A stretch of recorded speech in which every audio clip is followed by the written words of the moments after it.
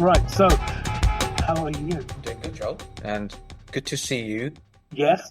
after God knows how many years. Really good to speak to you sort of the other week. Yeah. And obviously, we've been keeping in touch over sort of LinkedIn posts, updates, etc. But really good to speak to you and see you. How did we actually meet first of all? I mean, yes, it was with British Airways, but I'll Yes, leave it to you. I think we were both working at British Airways, and probably it was on the street at British Airways at Waterside. Probably me going for a cappuccino, one of the many breaks a day that I had. We all did. Probably a mutual friend, and we just got chatting about what we're doing. And I remember you sort of speaking about the fact that you do music, and obviously I'm interested in music. I think at that stage is, we had probably kicked off the Asian Football Awards at that stage. So that's when my journey sort of in Asian football began. So Yeah. that's how I think we met. Seeing what you have done, I genuinely feel proud. I'm kind of like, yeah, he's one of us. Thank you. I mean, it sort of means a lot. I do get people sometimes messaging me, or if I see them at events, they'll say, you know what, we wouldn't have ever thought of seeing Sardar. That's the first thing they say, Sardar being a football agent. And just sort of going back to that time, sort of when we met at Waterside and when you were at BA. So I stayed on at BA for a number of years after you sort of left. Mm-hmm. But football was always sort of a bit of a side hustle. Started off as a side hustle. We did the Asian Football Awards, and it was really the Asian Football Awards and that network, access to the network, access to the footballing bodies, accessing to football players, which really sort of helped in my sort of, I wouldn't say it was an aspiration to become a football agent. It just happened. It actually just happened. And I thought, I did the exam back in 2011, passed the exam at that time. And then it was only until the launch of the Indian Super League, which was actually in 2014, did I then start to do the agency. That's when that happened. So prior to that, it was just sort of a certification I had in the background, probably thinking, what the hell do I do with it? I don't know anyone who looks like me who's doing this. And it was just, like I said, on the back of the Asian Football Awards 2012. And that whole event, I believe, was my sort of second coming, renaissance, if you will, because up until that point, it was just like I'm going through life just like every typical South Asian Punjabi that they go through life. They get a degree, they get a master's, my case, a master's, you get a job, you get married, then you get a job, which you feel is going to be a job for life. That was really how I thought my life was going to be. And then the Asian Football Awards launching that really opened my eyes. And it really sort of said to me, listen, you can do whatever you want to do. And I actually believe I'm sort of a bit of a late bloomer, a late developer. During school, like I was sort of like very popular because of sport, because of football, but I just sort of cruised through everything. Everything was just like a cruise. Never worked hard in terms of my exams, etc. But I sort of cruised through things. And I really think after my masters and sort of going into the world of work, I started to bloom. I started to do things that I wouldn't have thought I would have been doing. And it's just about the belief. And it's just about thinking to myself, well, I can do these things. I see other people doing these things. Why can't I do these things? Mm-hmm. And sometimes, and perhaps for other people, perhaps their background, perhaps their heritage, perhaps the way they look, their identity, perhaps that has held them back. And I kept thinking to myself, well, I'm actually going to use this to my advantage. I'm not going to let this hold me back, use it to my advantage, because people will then know who I am. Who is Baljit Rihal? Yes, we know who he is. He's the Sikh guy that was on Sky Sports News. He is the Sikh football agent.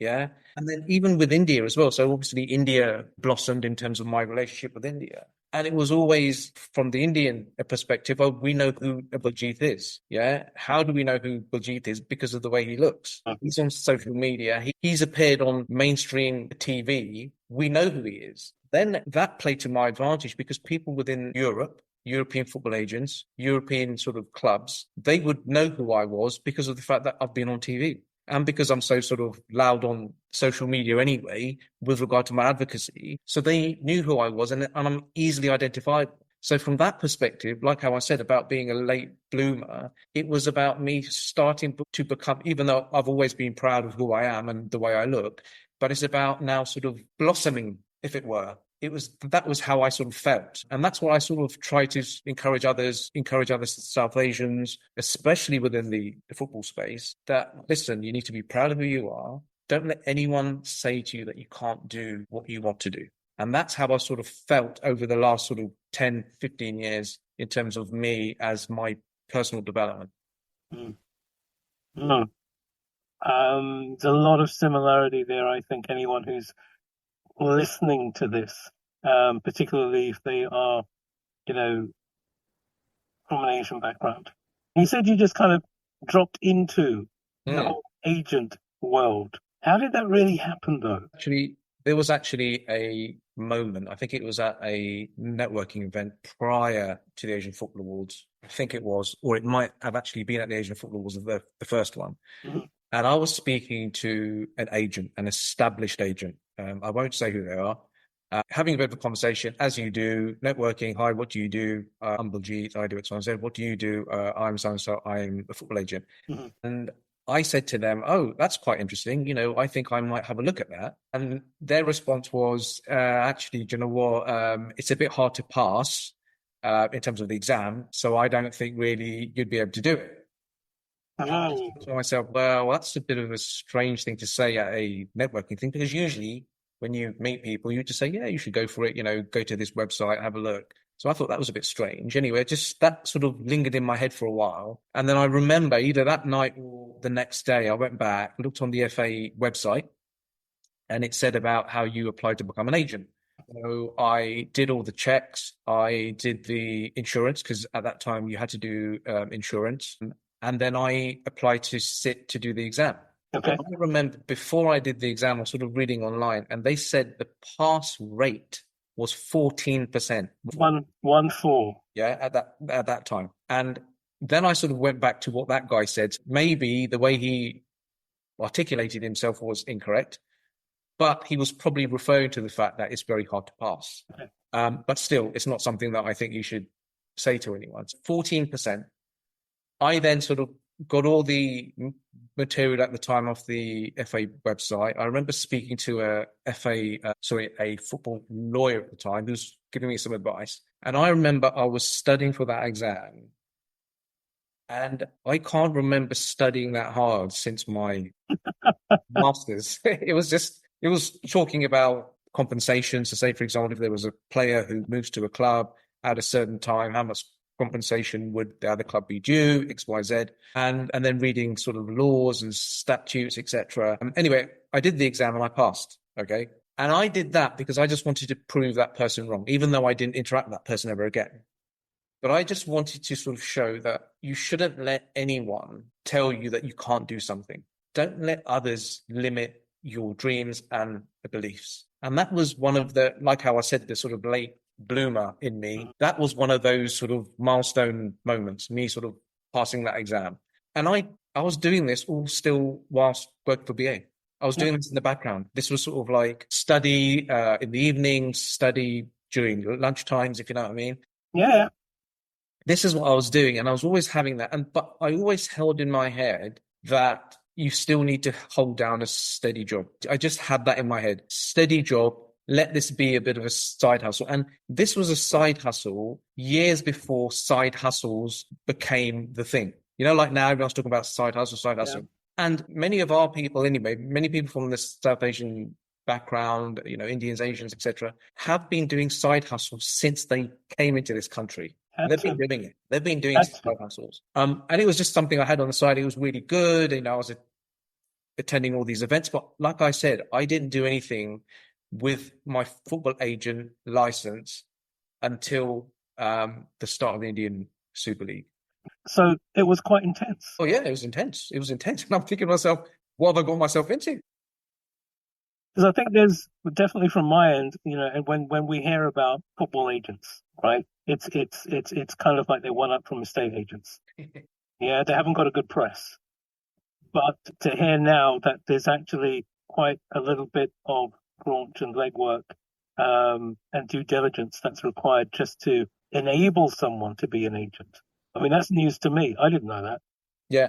Prior to that anyway, so for example, these are the old times in terms of, you know, like I said, when I passed the exam 2011, then I got my license. But what used to happen was in agencies, Mhm. there would always be one, at that time, FA licensed agent. And then there would be a whole lot of other people who perhaps you would associate as being estate agent, like a bit sort of, dodgy, et cetera, et cetera. Yeah.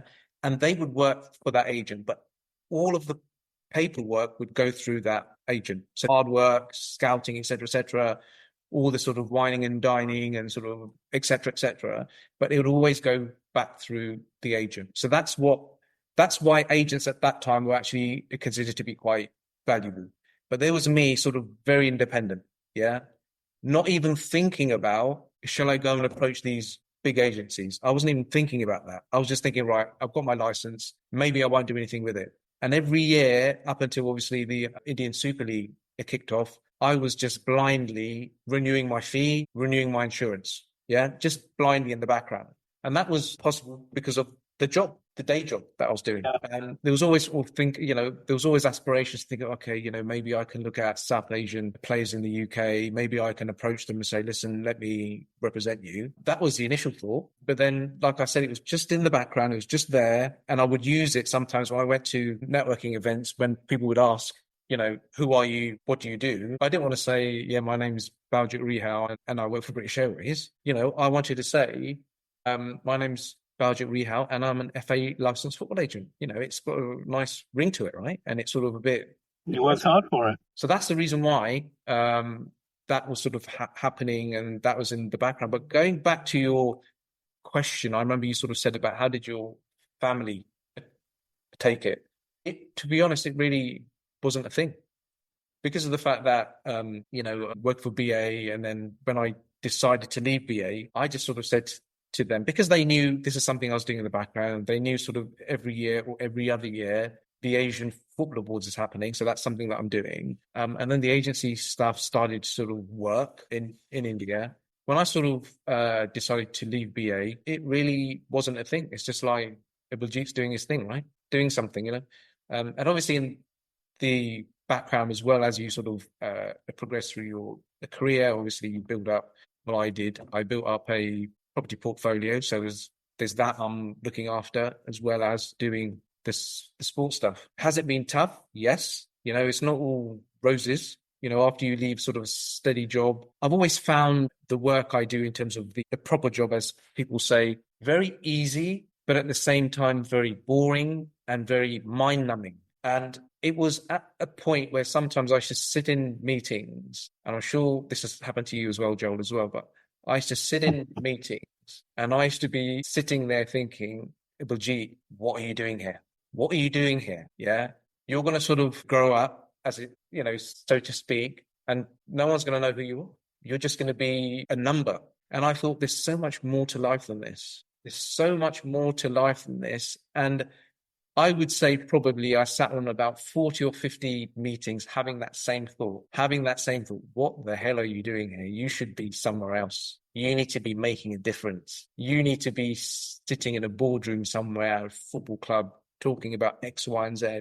And I just kept thinking. And then obviously COVID hit. And when that hit, there was a lot of change. And there was an opportunity at work to take voluntary redundancy. I wasn't happy there anyway because of the fact that I thought this isn't what I wanted to do. What year was that? This was in 2020, I think. Okay. 2020 this was. And then I thought to myself, do you know what? This could be the time. It was very uncertain. It was very uncertain times, obviously, because people were saying, the job market was so uncertain. And I just thought now's the time, because I just didn't want to look back and think to myself that I didn't make that leap. Yeah.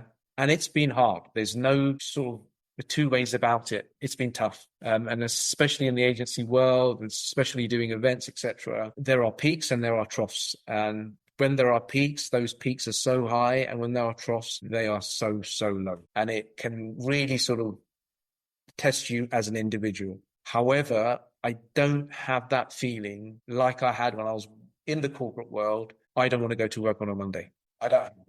What was your support framework like? I think support framework, obviously at home, supportive parents, supportive wife, the kids obviously growing up, and they're obviously excited because dad works in football. But that was the support, really. So family for me is number one. Family support has been, great. I've got a good sort of social circle in terms of friends. But yeah, it's just, and I think internal support from myself, sort of mentally, to say, listen, you can do this. You don't want to sort of feel down about going to work. And even though the work, I was never interested in the work I did. I'll be very, very interested, very honest with you. But I always loved that social aspect of work.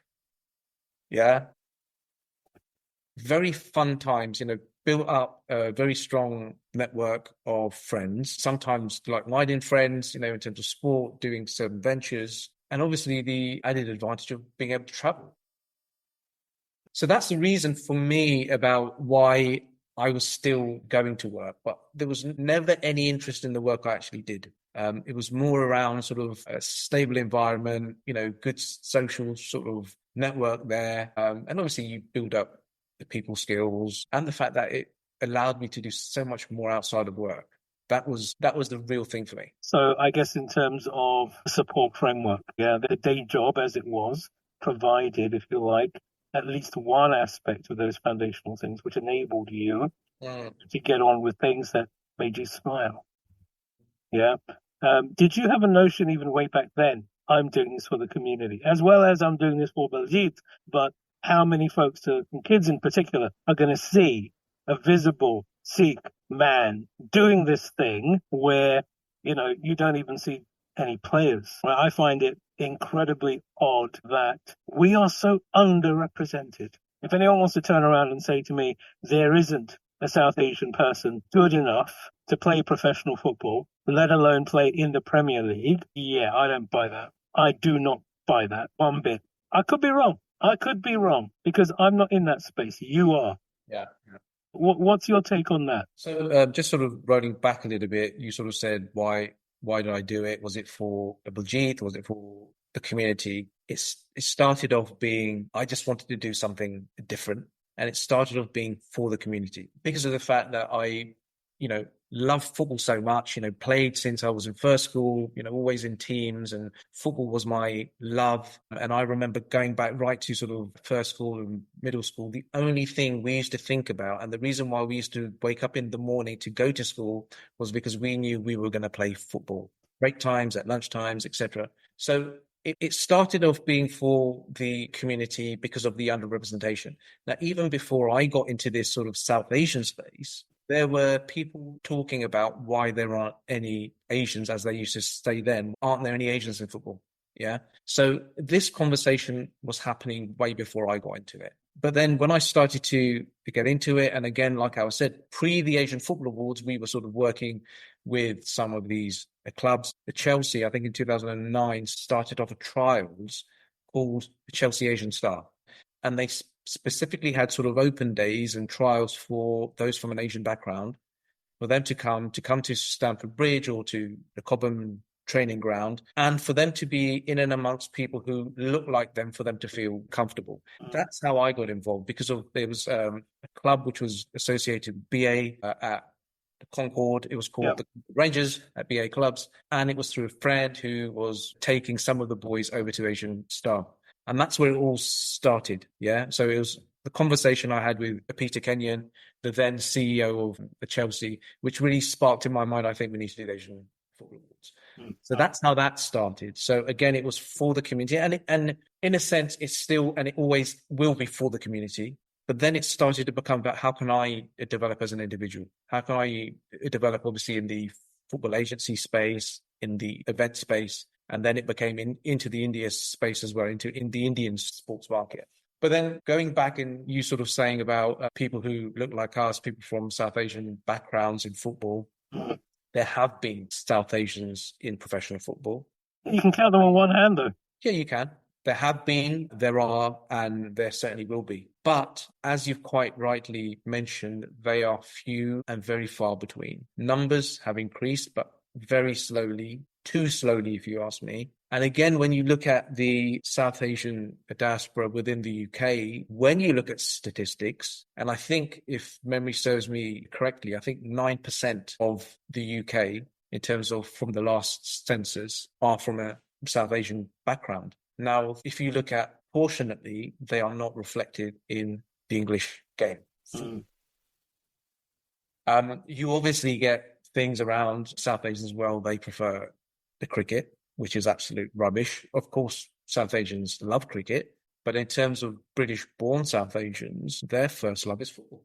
It's a fact. It's an absolute fact. So why those numbers have not been reflected is, in my mind, a massive sort of massive issue. But like I said, there have been South Asians have been playing football. There have been South Asians who've been playing football since the 1930s. There was an Indian who played for Celtic in the 1930s. And then sort of fast forward to this, end of the 60s, sort of early 60s, there was a player called Rajinder Singh Verdi. He changed his name to Roger Verdi. He was signed by Sir Bobby Robson at Ipswich. And again, you speak to him and he said, well, I didn't get as far as I wanted to because of the fact that I was brown. I had to go to the USA, and he played in the NASL, the likes of Pele, Beckenbauer, Best. And he played there because he thought to himself that no one's going to ask what I look like. And he did well out there, but he couldn't do well here. And then sort of fast forward, there was a player, I think, played for Preston, also played for Leyton Orient, Ricky Hepplett. He was Indian. And then after that, there are players, Zesh Rahman played for Fulham in the Premier League. Michael Chopra played for Newcastle and Sunderland in the Premier League. Then you've got Danny Bart. And then it goes on and on. Yandanda. And now there's a whole host of sort of youngsters now who are sort of there or thereabouts. Now, I can remember some quite prominent names, players, and saying Indians can't play because, they eat curry. Yeah, it's the wrong food. And literally, for anyone who's listening to this, that was what was being said, and quite openly. You can't play football because you eat curry, and you're not fit enough, and you haven't got the skills for it, etc., etc., etc. And so it went on, Things are changing, but, it's not happening quick enough. I'm impatient. I'm naturally impatient. And I'm not having to dig at you, right? As I've said already right from the outset, I admire you incredibly in what you have done. Because that's, for me, that is where the bar is. For someone to do what you have done. I've got some faces, I guess, in my world now, in the design community, just own their particular space. Which is fantastic. And that's happening. I think it goes back to almost the catalyst where you were told, it's a really, really tough thing, and maybe you shouldn't be going, when I'm talking about becoming an agent. And I think there's something very, very particular about first generation, second generation immigrant stock, and also Punjabi. If somebody tells you no, very, very true. Yeah, you're just going to be like, watch me. Yeah, very true. Watch me. I mean, sort of going back to those stereotypes, and those stereotypes were very prevalent, in terms of people outwardly saying about the fact that either you're not big enough, or you're eating the wrong foods, or your parents are going to say to you at a certain age, you have to stop playing football now because now you need to go and do your exams. Yes, all of that stuff was there, but again, it's about those inbuilt stereotypes. So like I would say, for example, the scouts, the scouts are the conduit between you as a child player and potentially becoming pro. They are the kingmaker, as it were, and they have inbuilt stereotypes about South Asians. Now, were there people to educate them to say South Asians come in all shapes and sizes? If you look at those from the Indian subcontinent, for example, those who are from the north, they are rather tall, big boned, and actually fit in with what you perhaps are looking for. But then the whole myths around this bust when you look at Spain winning the World Cup, when you look at Argentina winning the World Cup, you look at their physique and you look at how they play. So from that perspective, yes, there are South Asians who have faced that in the past. But certainly since I've been in this space, and there was talk about people saying that parents are holding the kids back. And I'm very, very sure that had happened, because there are people who are sort of much older than me who would say that I was really good at football, but my dad said I can't go and pursue this because either I've got to go to university or I've got to now work in the shop. Yeah. Mhm. And of course there was an element of that. Of course there was. But certainly since the time I've been involved, South Asian parents are so supportive of the kids who show the talent, and they are driving their kids to these games. They are spending the time, and the money supporting their kids. There are so much more of this. And I encourage parents, for example, whose kids have made it pro. I have said to them, let's speak about your journey. Let others hear about what it is, what it takes, what you've been through. Mhm.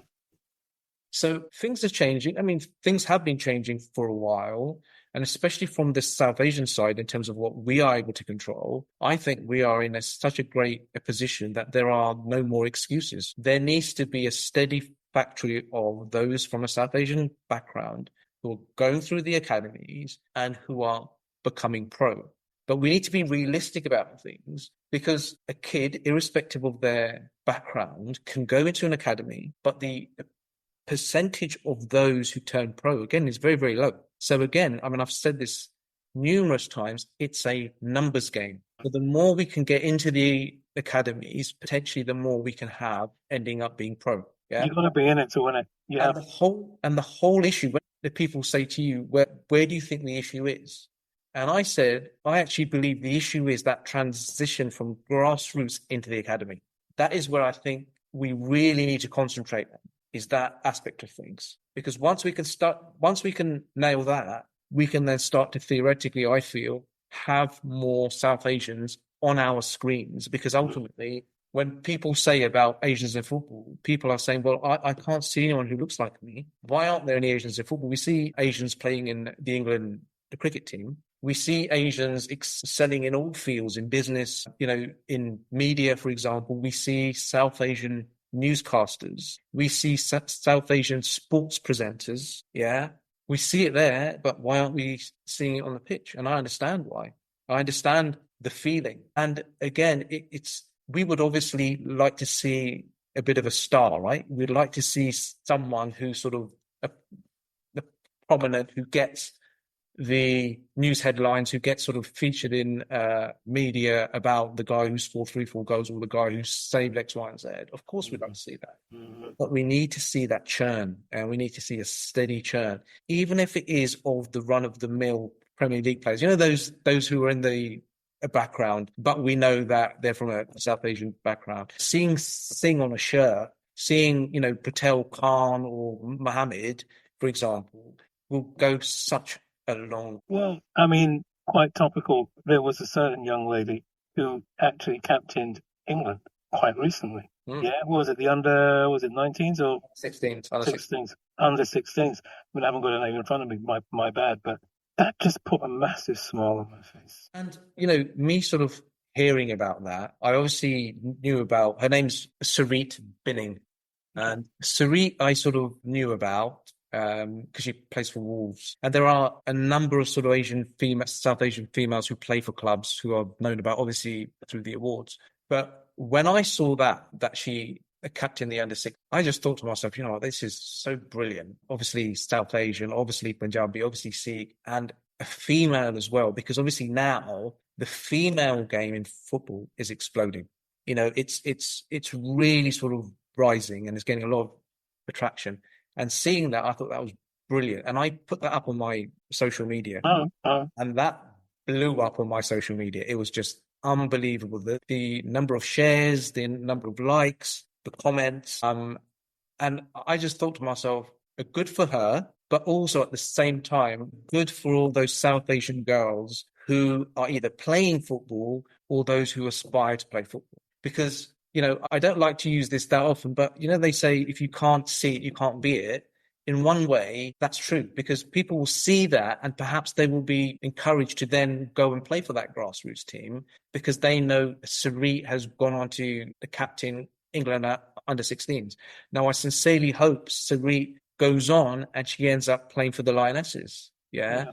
I would sincerely hope that as well. But things like this make such a huge difference. And those who aren't associated with the game as such, like how you said that you saw that and that put a smile on your face. The comments I got from LinkedIn, from various social media about how great this is. And I also got some from parents of kids, females who play, saying, actually, this is just the boost my daughter needed.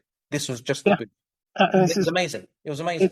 it's one of the reasons why, I mean, who needs another buddy podcast, right? But I've got to that point now where I don't see the faces that I want to see. Yeah. And, this isn't about me. This is about you and football. And seeing that awesome young lady doing what she has done, achieving what she has done, and it will encourage other boys and girls. I mean, New Zealand, correct me if I'm wrong here as well, yeah? We have a Singh playing at the World Cup for New Zealand. I don't think that's ever happened before. I could be wrong. No, it hasn't. And so Sarpreet Singh, born and brought up in New Zealand, Punjabi, he came to prominence actually. He played for New Zealand at the Under-17 World Cup, which was held in India. The one where England won. Yeah. Right. That is where I got to know about who Sarpreet Singh is. So I thought, okay, great. I think either 2 years after that, he got signed by Bayern Munich. And I remember when he got signed by Bayern Munich, I'm sort of thinking to myself, what the hell has just happened? This is such a watershed moment. And I thought, this is fantastic. And I remember seeing the social media post of Bayern Munich and this guy putting on the Bayern Munich top. And he put it on and there was a view from the back. And as it went down, you could see on the back Singh. And it was just like one of those the goosebump moments. And I thought, my God, we've made it, and I thought this is going to be that star. I'm getting goosebumps now. This is going to be that star that everyone's sort of been yearning for. I mean, unfortunately, he didn't do quite well at Bayern Munich and obviously sort of went to the B team and now he's playing in Portugal, but obviously still representing New Zealand. And when they sort of won their group, the OFC, and it was New Zealand are going to the World Cup. And I saw, because I'm sort of friends with Sarpreet on Instagram, and I saw his Instagram, going to the World Cup. I couldn't see any media outlets talking about that. I thought, what have they missed? Or have I missed something here? I was frantically sort of searching, Singh at the World Cup, blah, blah. There wasn't anything. And I decided to put up a post on my social. And I remember I put something up that says, for the culture, for the community, Singh to be playing at the World Cup. And I put that on my Instagram, sort of thinking, it's going to be one that gets about 100 likes. And that blew up. And I tell you this much, it just went crazy. And there's me from a selfish perspective thinking, all right, this is increasing my sort of followers and all that sort of stuff.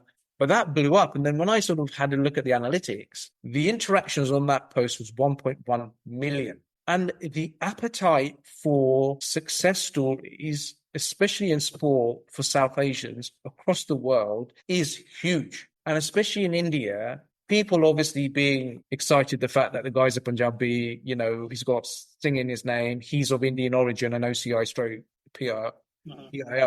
It was tremendous. And everyone was sort of saying, that's great. And obviously, listen, a touch wood, let's hope he stays injury free and he plays at the 2026 World Cup.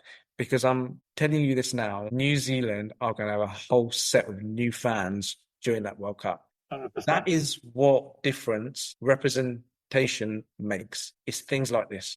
It's going to add to not just the sense of community, but the sense of pride, not just within the Punjabi community also, but the broader South Asian communities. Yeah. And that is now, because of the vehicle, which is football, that is global.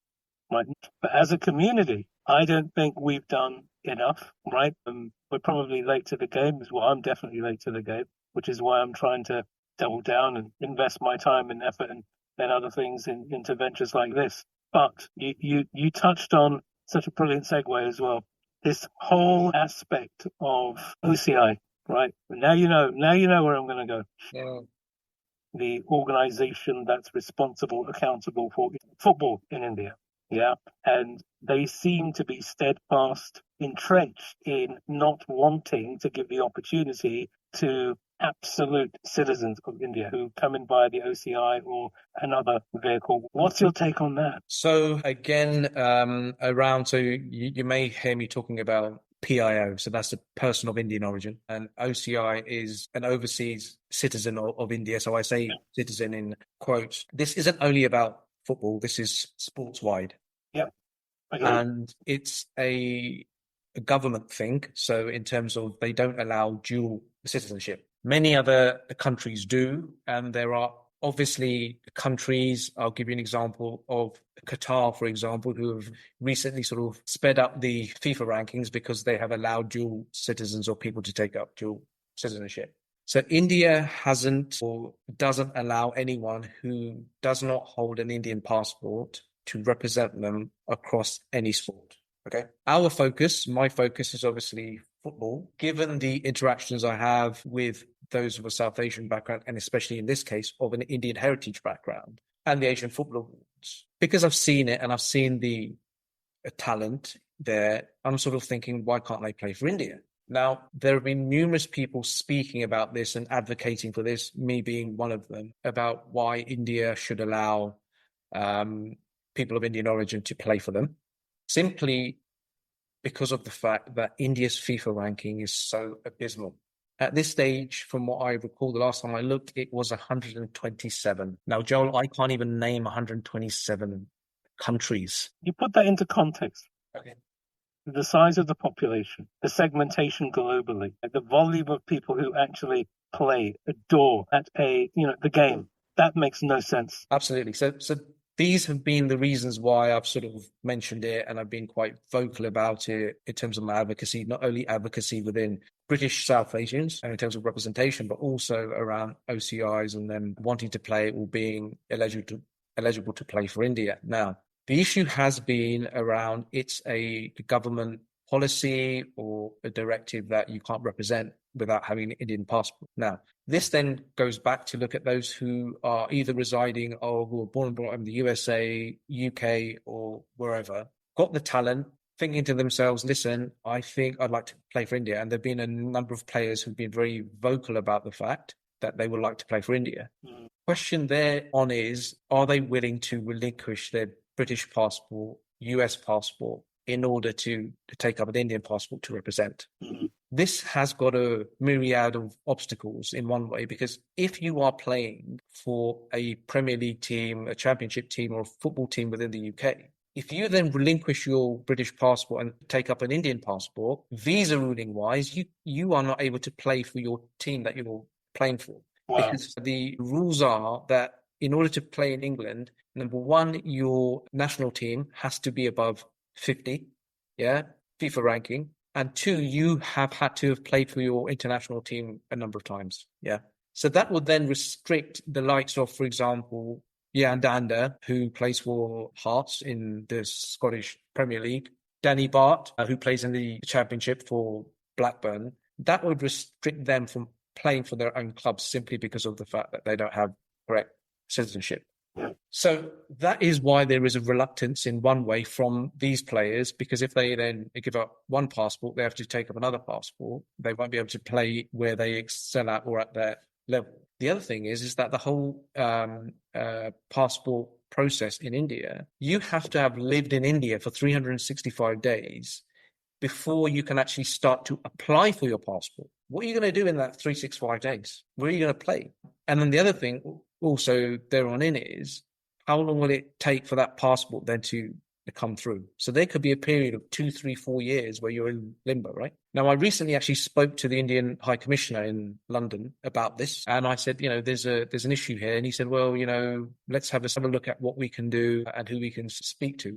I'm not that hopeful, to be honest, but hopefully the conversation can happen. Now, the other thing could be, are India, as in general, the Indian government, are they too stubborn to let in OCIs to represent India? Are they thinking to themselves, listen, we've got 1.4 billion people, we can't find 11 players from the 1.4? It could perhaps be that. And again, this is across all sports. But you see the other nations, Qatar, you've even seen Afghanistan, now you're seeing Bangladesh, Pakistan, who are doing that, allowing dual citizenships. So I don't really see the issue. And a number of head coaches who've been in India, so the Indian head coaches, they have been asking for this to happen. They've been saying, listen, we need to improve our level. India, to be honest, they struggle even on the Asian front in terms of the championships. Yeah. My belief is for obviously within my lifetime, I would sincerely hope that India can qualify for a World Cup, not just as hosts, but sort of on merit. How are they able to do that? In the short to medium term, that is by allowing people of Indian origin, OCI card holders, to represent India. Having an OCI in itself, I believe, is a commitment to say, listen, I have Indian heritage and I am an overseas citizen of India, so why not allow that? There are certain ways and means, and there are certain things that the Indian government is able to do, but I believe at this stage they're a bit too stubborn to allow this to happen. It can happen. It can happen. The thing that's quite interesting for me, looking at this from the outside, but with my, if you like, business stroke design hat on, yeah, but I don't think I'd be too far away from the realms of truth if I were to suggest that, yeah, there's money in this. You've got huge proportion of Indian business owners who have untold net value. Are they investing? I don't see it. Maybe they are, but I don't see it. Maybe they should be investing. And they will. And they will invest when the national team starts to do well. Okay. There is an appetite, such a huge appetite in India for football, especially amongst the sort of the youth. And as you well know, that India has probably the world's most rapidly growing middle class. People have got so much disposable income now in terms of where do I spend my time? Okay. And there are people who are looking at alternatives to a cricket. They want more than just a cricket. And football is, I would say, something that they are yearning for India to do well. Now, if the Indian national team starts to do well, and you sort of hit the nail on the head when you were speaking about investment, if India were to do so well that they could hit a World Cup, for example, the investment not only coming out of India, but going into India would be tremendous. And the knock-on effect of that would be that obviously there'd be more sort of interest in the national team. And that then will transpire into interest into Indian domestic football. Yeah. Because of the national team is doing so well, people will start saying, that player, Sahal, who plays for India, where does he play for in India? Then you will start to get an increase in investment and interest in the domestic game, which unfortunately isn't there. The domestic game in India is run by corporates. The ISL, Indian Super League, is run by the Ambanis. So what we need in India is we need more than that. We need the government to invest. We need them to invest in obviously grassroots facilities. There needs to be a lot more going on. They need to develop the league system in India because ultimately, like I said, there's 1.4 billion people. There's so much scope to do so much more in India. India in itself is 10 different countries. There are people from the north who perhaps won't understand those from the south because they speak a different language. There's 200 plus different languages in that space. The common language in India is actually English. That's the common language people will be able to understand each other. So there's so much more investment that needs to happen. And understandably, I do understand the reluctance in one way about allowing OCIs in, because then they're going to say, well, how are we going to be developing everyone at home? Well, you can still develop those at home by investing in the infrastructure. It's not a methodology, though. Sorry to interrupt you, right? It wasn't that long ago where the English national team was nowhere near where I guess everyone would want it to be. And I think it was the early 80s where there was a quota. Yes, you can have foreign players coming in because we simply don't have that level of skill. So that's where you had, loads of, I'll say loads. I think you're only allowed five per team. Yeah. And even then, that was also restricted. There was a massive backlash within England, at least I can't speak for anywhere else, because you're not giving the opportunity to a homegrown lad, and all of that kind of stuff, which is all well and good. Now, though, England's rankings are so much better. Because that skill, as opposed to just boot it and hoof it and chase it.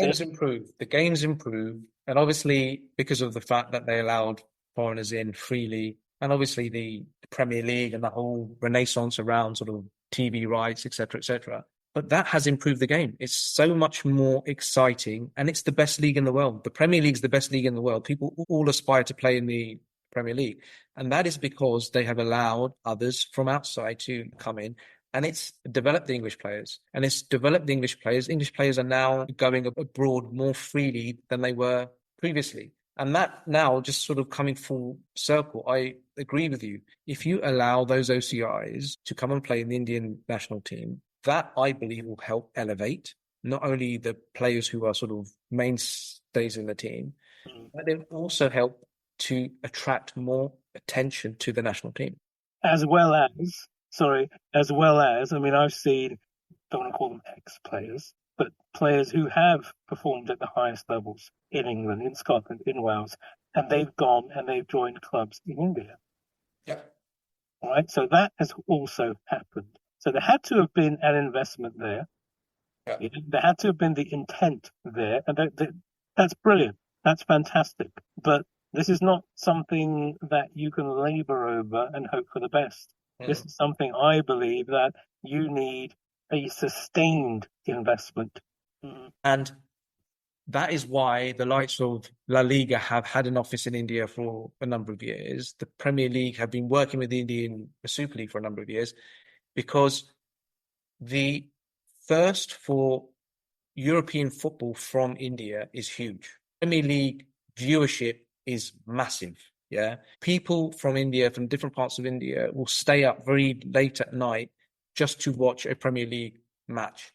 I know people in India, I obviously interact a lot with people from India and obviously in the football space, but those who are outside of the football space, and when I'm sort of speaking business about X, Y, and Z, and I say, do you watch football? Yes, we do. We watch Liverpool or Manchester United or whoever it is. And I say, all right, what Indian team do you support? And they're like, well, I didn't know any Indian teams who play. Yeah. Great point. So the thing around sort of the appetite for football as a whole in India is there, massive. There's investment, has been. City Football Group, obviously here in Manchester City, New York City FC, have a large stake in an Indian Super League club, Mumbai City FC. So there's obviously a reason for it, right? And the reason is money, because Indians have got money to spend. There's investment. There will be investment. There are Indian entities who are investing in sports clubs outside of India. Cricket clubs, the 100 clubs, for example, are now primarily sort of major stakeholders in them are owned by Indians. Yeah. So there's a thirst for sport. But what we need to do is obviously harness that. And especially in my space is look at how we can develop Indian football. It's all well and good for them to be, fans of Premier League, La Liga, Serie A, for example, Bundesliga, which is great. But how do we develop that internally? And how do we help develop those Indian players play and increase their levels? That's what we need to look at. And that's what, especially around, in my mind, the OCI thing can help be a catalyst for. And I think it can be a catalyst. I think it can help increase India's FIFA ranking drastically. How do we maintain continuity?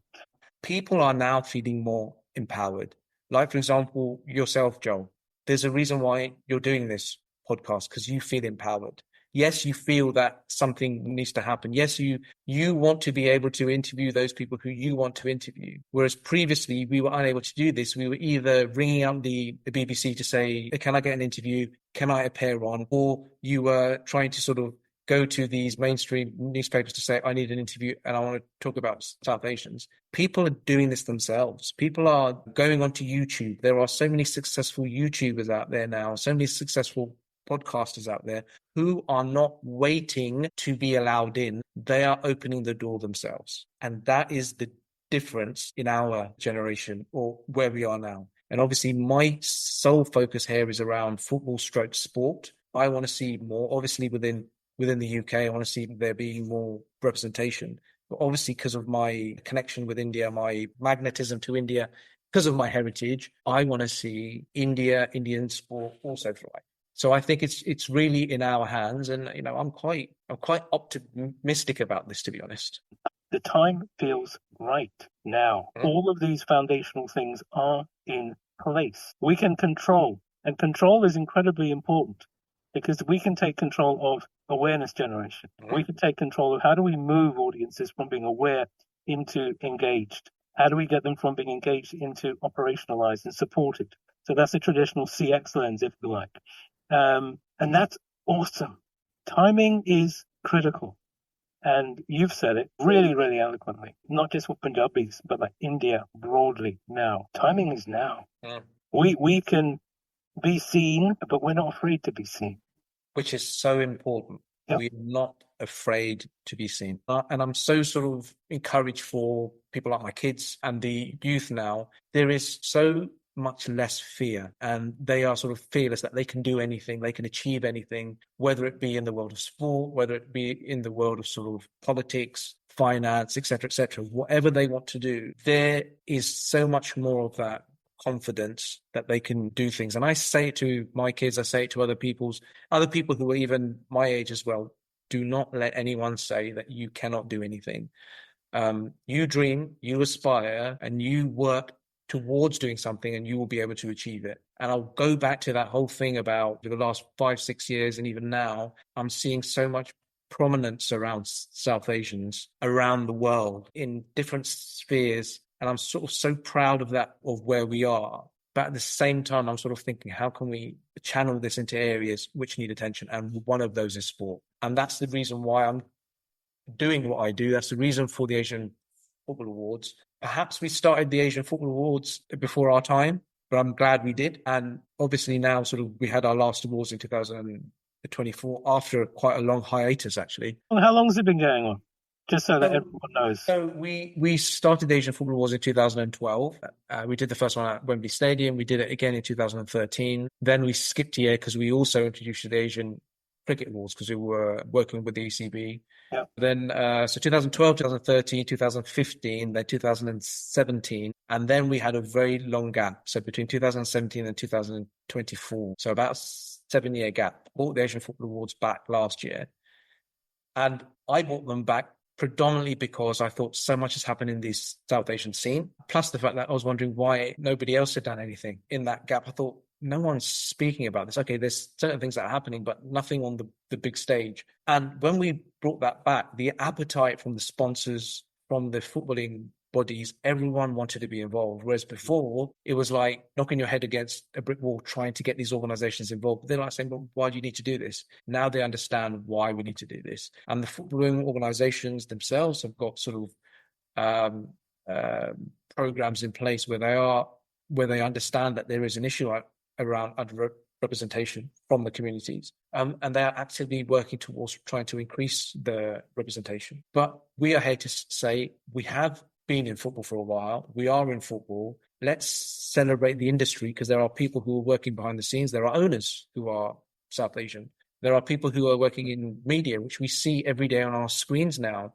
You know, you switch on to Champions League coverage, you might see Reshmin Chowdhury, who's, you know, has hosted the Ballon d'Or, for God's sake, yeah, from a South Asian background, Bangladeshi background. Seema Jaswal, who's been sort of there, Manish Basin, who's been on our screens for a while. We've got radio. So there is that representation, but ultimately, yes, we are looking for numbers on the pitch. And the numbers on the pitch, unfortunately, are not proportionate to who we are today in this society. And that is what many of us, and it's one of my missions, to help increase the numbers of the South Asians in the game. That is, for me, it's the next step.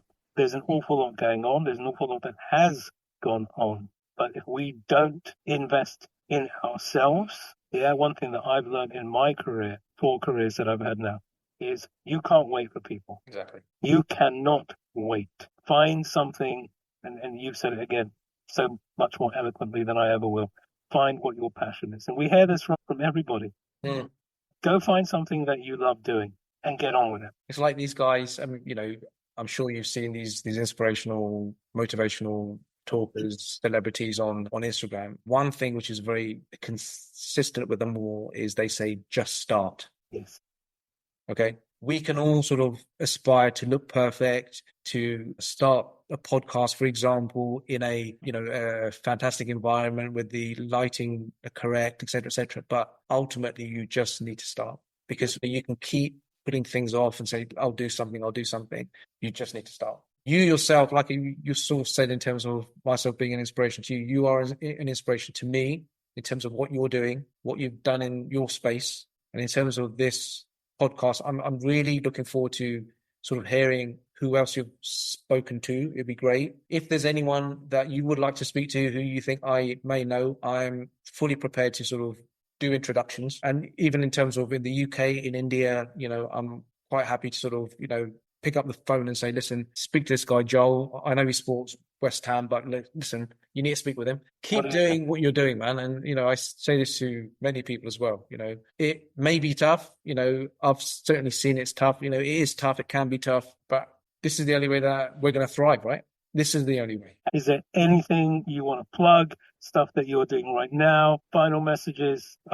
Just in terms of, like how I said, especially within the South Asian space, not just in sport, but our time is now. It's happening. I wouldn't say as such ride the wave, but just get involved. Whatever sort of industry you're in, whether you're in sport, finance, music, entertainment, whatever it is, in any particular niche, do something, start getting involved, start speaking about it. In terms of what I'm involved in, there's obviously the South Asian space, both here in the UK and obviously in India. India-wise is the agency. Within the UK is around sort of South Asian advocacy around football underrepresentation. We're doing the Asian Football Awards again in 2026, so obviously a plug for that.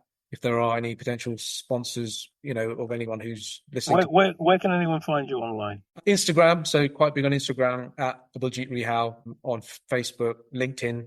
Just search up my name. I'm on that, quite, as you know, very vocal on there. So for people to sort of contact me around that. But yeah, it's just South Asian representation, South Asian in sport. That's what I'm all about, and that's my focus. So fantastic.